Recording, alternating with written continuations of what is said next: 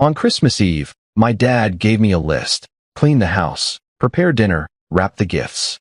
He said my sister's guests were expecting everything to be perfect. My mom laughed. "Don't screw this up." I smiled. That night, I booked a flight to Rome. When they arrived to a silent, empty house, panic spread, and then their phones buzzed with my message. Every Christmas Eve, our family follows the same script.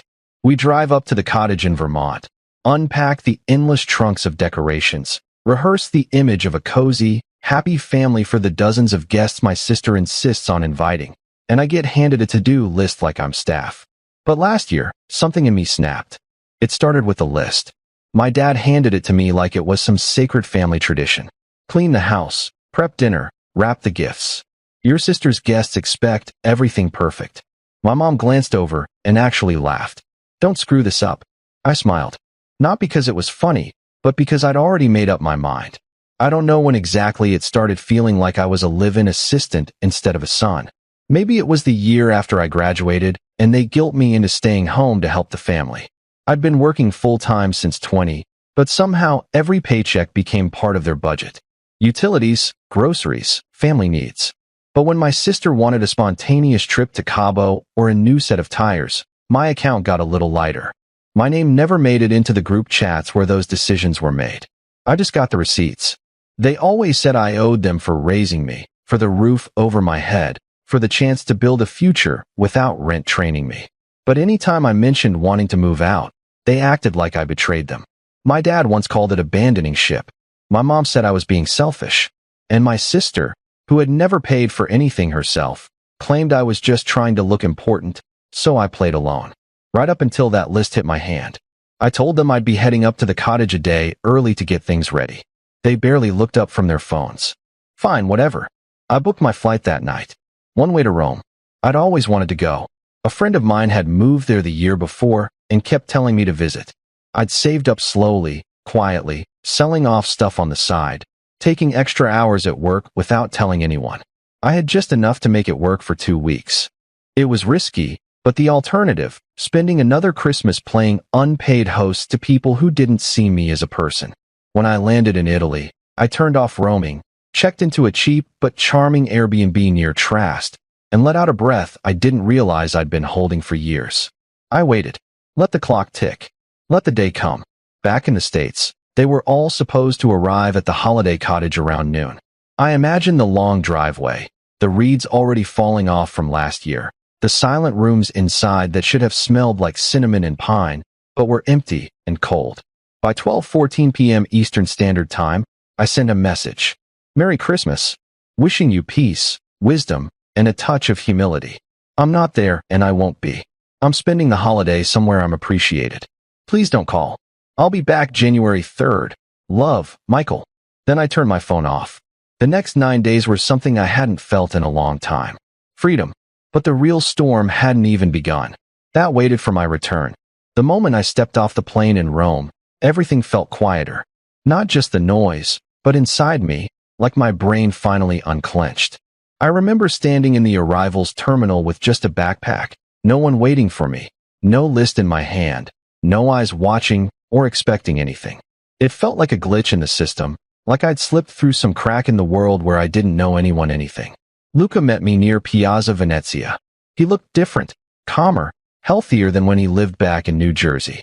We hadn't seen each other in over a year, but he didn't ask why I came. He just handed me a coffee and said he'd booked a table for dinner. We didn't talk about family. He didn't push. For the first few days, I didn't say much to anyone. I just walked.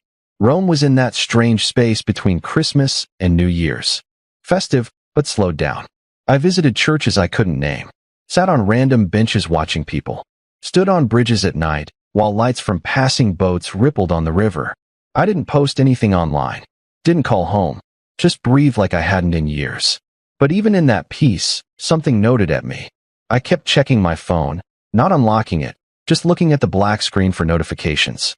I turned off roaming and didn't connect to Wi-Fi on purpose. But every morning, I tapped the side button and stared, waiting, wondering. Not because I wanted to go back, but because I wanted to see how far the fire had spread. It took 3 days before I caved. I connected to Luca's Wi-Fi just long enough for the notifications to roll in. My mom had called me 13 times. My dad 11. My sister, who never called unless she needed something, left 2 voicemails and 1 message that just said, "Where are you?" There were other messages too. A few aunts, 2 of my cousins, 1 of my uncle's wives. The tone shifted as the days went on. The first were confused. Then came guilt, then anger. Full sentences turned to short, sharp words, accusations, sarcasm, demands. My dad wrote, "You better have a damn good explanation." My mom, "Everyone's asking where you are.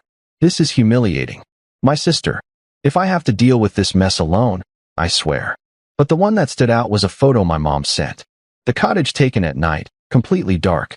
No lights, no decorations, nothing. Just the shell of what they'd expected.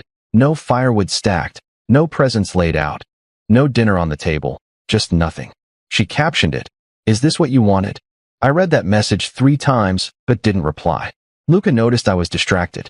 Later that night, while we were having drinks with some of his friends in a noisy little bar near Tracy, he asked if I'd ever go back. Not just physically, but back to how things used to be.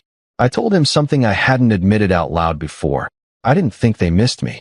I thought they only missed what I did for them. The planning, the errands, the backup strategies, the way I kept everything running while they played the role of a normal, happy family. Luca didn't argue. He just nodded and slid another drink my way. On New Year's Eve, we stood on a rooftop as fireworks ripped through the sky. People shouted in half a dozen languages, confetti swirling, music blasting. At midnight, someone tried calling me. I watched the screen light up, then fade to black.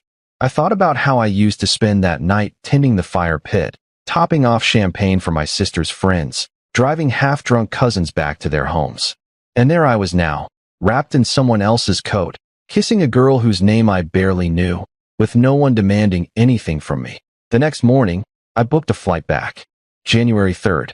At the airport, when I switched off airplane mode, my phone buzzed so hard it felt like it was choking. Missed calls, unread texts, voicemails stacked up. But one message from my sister cut through it all. "They sold your car. Hope your little vacation was worth it." I just stared at the screen for a full minute before shutting it off again. That was when I knew this wasn't going to be some long, overdue conversation. It was going to be a war. I got back to the States late afternoon, January 3rd, shuttle from the airport, then a local bus, then walking the last stretch with a small suitcase and my winter coat half-zipped. I remember pausing at the front door, not because I was scared, but because I felt nothing at all. The smell hit first when I stepped inside. Something cooking, probably Mom. But the house was too quiet, like it was holding its breath. Then it burst open. My mom came out of the kitchen first. Not a hello, not even a "how was your flight?" Just one sharp shout of my name that rang through the house, like I'd broken in. My dad followed, his face weighing whether to lecture me or throw me out. He didn't need to say a word. I knew exactly what room they wanted me in. I sat down in the living room and waited. My sister came last, shuffling downstairs in pajamas and an old hoodie, looking worn out and ready to fight. Then it started, all of them shouting at once. Questions they didn't care to hear answers to. "Where the hell were you? Do you think this is a joke? You embarrassed us. Do you know how many people asked where you were? You ruined everything that we had to clean. We had to host. Your sister had to cook dinner by herself. You left all the pressure on us. How could you be so selfish?" I didn't respond at first. For a few minutes, I just let them unload it all. Let them turn my absence into the greatest disaster that had ever happened to them. Then I told them the truth. That I'd gone to Rome. That I'd used my own money. That I spent Christmas with people who didn't treat me like a servant.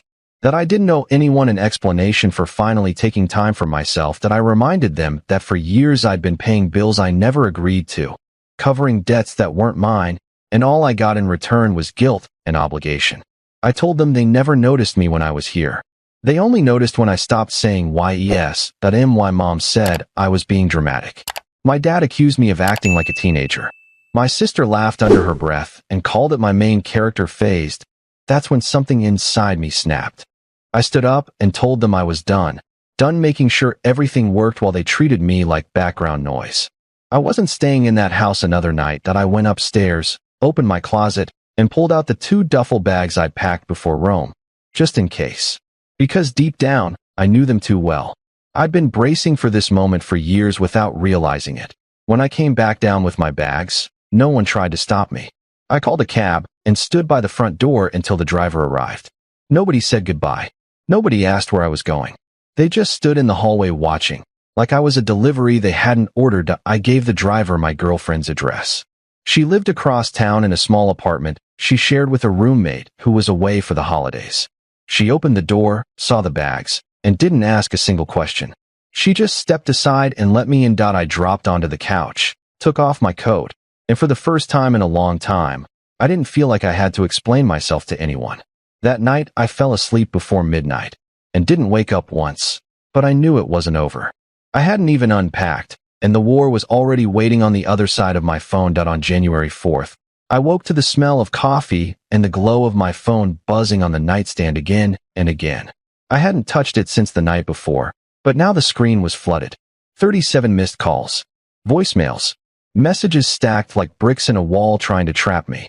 22 from my mom, 10 from my dad, a few from numbers I didn't even recognize, probably cousins, maybe neighbors. Who knows who they'd pulled in this time? All with the same purpose. Make this about them. Make me feel like the villain for finally walking away. I didn't open a single one. I let the phone buzz until it died. Then a message came from my sister. They sold your car. It's gone. You want to act like an adult? Pay for your own ride. I read it twice. Not because it was funny, but because it was clear they didn't care why I left. They just wanted to punish me. The car was mine, bought and paid for, title in my name. But I remembered they had a copy of the key to my drawer. My room had never been mine. My things were never safe. A quick call to the dealership confirmed it. Sold on December 29th. My father signed the papers. My hands went cold, not from shock, but from clarity. In my family, control always meant money. Love had nothing to do with it. I didn't call them. Instead, I quietly moved my money into a new account, closed the joint card, canceled my phone plan, blocked every number. For 10 minutes, I just sat still, breathing without them in my head. By that evening, I was already booking apartment tours. 2 days later, I signed a lease on a small walk-up. Beige walls, creaky floors, nothing special, but it was mine. Holding those keys felt like holding proof I finally existed. The next morning, I went back one last time. My parents yelled, my sister smirked, my dad warned me I was ruining my life. I picked up my bags, looked at them, and said, I'm not running from reality. I'm walking into it. Then I shut the door quietly behind me. That night, I sat on the floor of my new place eating groceries with my girlfriend. No noise, no demands, no guilt. Just silence. For the first time, it felt like a gift. No yelling downstairs. No one calling my name because they couldn't figure out Wi-Fi or didn't want to go to the store. Just me, a mattress on the floor, 2 folding chairs, a small kitchen that actually stayed clean. That first morning, drinking coffee I'd made for myself, I thought, I can breathe here. I cut every tie.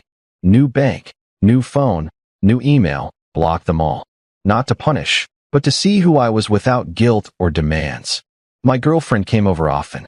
We cooked in that tiny kitchen, ate noodles on the floor, and for once, I let her in fully. The truth was, my family never really saw me. Not when I worked 2 jobs, not when I paid their bills, not when I stayed behind to keep the house running. So I stopped letting them. I built a life. Rent, routines, neighbors, quiet nights at 2 a.m. with cereal and blinking streetlights. I still had bad days, but I didn't miss them. The silence became peace. 2 weeks later, my phone rang. A lawyer. He said my parents wanted repayment for housing and support since I turned 18. Over $47,000, including interest. I laughed. My friend in legal laughed harder. No contract, no case, just another attempt at control. That night, my girlfriend brought champagne. You're free now, she said. And she was right. Not just physically, but legally, emotionally, mentally. They'd fired their last shot, and it missed. I'm done playing their game.